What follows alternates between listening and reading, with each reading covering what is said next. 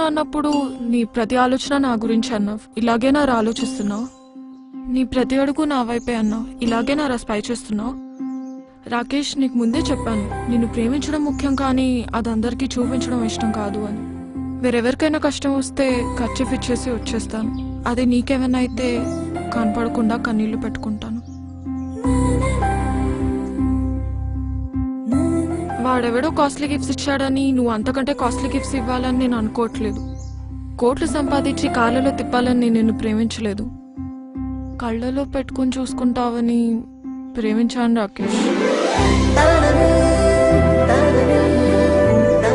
అయినా ఇద్దరు మనుషులు కలిసి ఉండాలంటే కావాల్సింది ఒకరి మీద ఒకరికి నమ్మకం రాకేష్.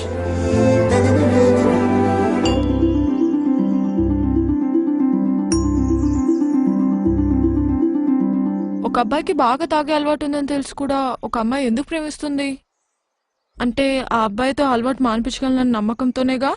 ఒక అమ్మాయి 6 మందితో క్లోజ్గా ఉన్న అబ్బాయి తనని ఇష్టపడుతున్నాడు అంటే ఆ అమ్మాయి తనదే అనుకొని తను తప్పు చేయదు అన్న నమ్మకంతోనే.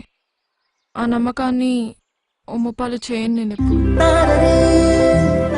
అందుకే నువ్వు ఏ అమ్మాయితో మాట్లాడినా నేను ఎప్పుడు క్వశ్చన్ చేయను, కోప్పడను.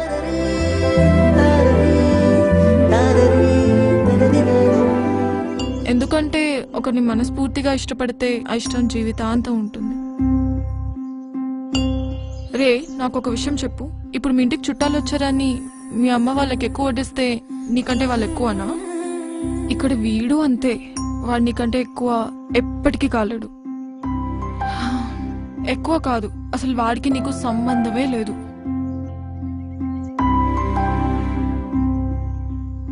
చూడ్రా, నువ్వు అడిగావని అలగను, ఆరాధిస్తున్నావని అరవను, ఆలోచిస్తాను. ఆ విషయంలో అన్నావని అర్థం చేసుకుంటాను, ఆలోచించి రియలైజ్ అవుతావని ఆశిస్తాను.